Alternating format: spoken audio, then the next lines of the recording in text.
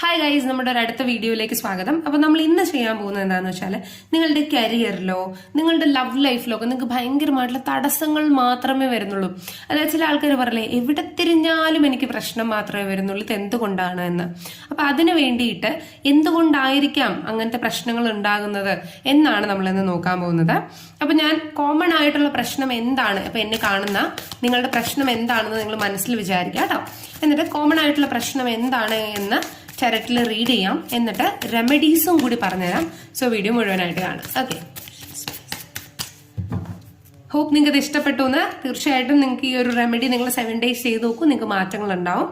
ഇഷ്ടപ്പെട്ടെങ്കിൽ തീർച്ചയായിട്ടും ലൈക്ക് ചെയ്യുക, ഷെയർ ചെയ്യുക. അതുപോലെ തന്നെ ആർക്കെങ്കിലും ഇത് ആവശ്യമുണ്ടെന്ന് തോന്നുകയാണെങ്കിൽ അവരെയും കൂടി ഒന്ന് സപ്പോർട്ട് ചെയ്യുക, അവർക്കും ഷെയർ ചെയ്ത് കൊടുക്കുക. തീർച്ചയായിട്ടും സബ്സ്ക്രൈബ് ചെയ്യുക. ഓക്കെ, അപ്പോൾ ഇങ്ങനെയുള്ള റെമഡീസ് നിങ്ങൾക്ക് കിട്ടുന്നതായിരിക്കും.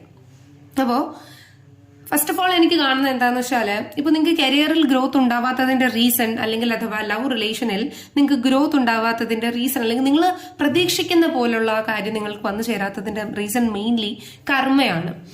അല്ലെങ്കിൽ കുറെ കൈൻഡ് ഓഫ് കാർമിക് ബോണ്ടുകൾ, കണ്ടോ, ഡെവിൾ എനർജി. അതായത് നിങ്ങൾ ആഗ്രഹിക്കുന്ന കൈൻഡ് ഓഫ് കാര്യങ്ങൾ നിങ്ങളിൽ വന്നു ചേരാത്തതിന്റെ റീസൺ ഒരു ഡെവിൾ എനർജി ആണെന്നാണ് കാണുന്നത്.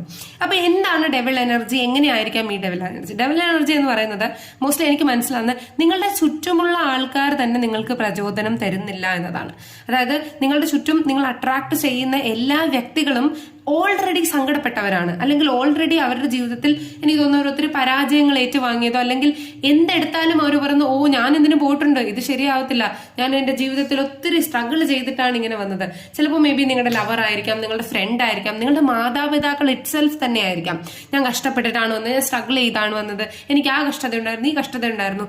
ഇങ്ങനത്തെ കഷ്ടതകൾ കേട്ടാണ് നമ്മൾ തിരിച്ചിങ്ങനെ റെസിപ്രൊക്കേറ്റ് ചെയ്ത് വന്നിട്ടുള്ളത്.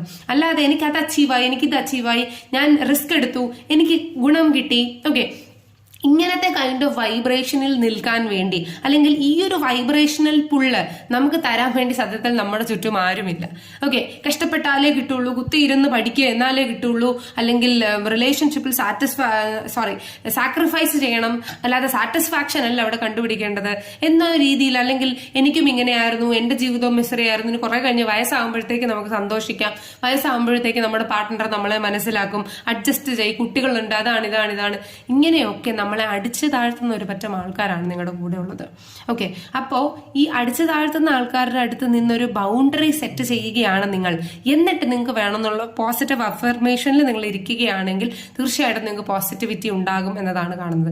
സോ അങ്ങനെ ട്രൈ ചെയ്ത് നോക്കുക. അതുപോലെ നമ്മുടെ കമ്മ്യൂണിറ്റി പേജിലും പോസിറ്റീവ് അഫർമേഷൻസ് പോസ്റ്റ് ചെയ്യുന്നുണ്ട്. സോ റെഗുലർലി അത് പറയാനും ശീലിക്കുക. ഓക്കെ.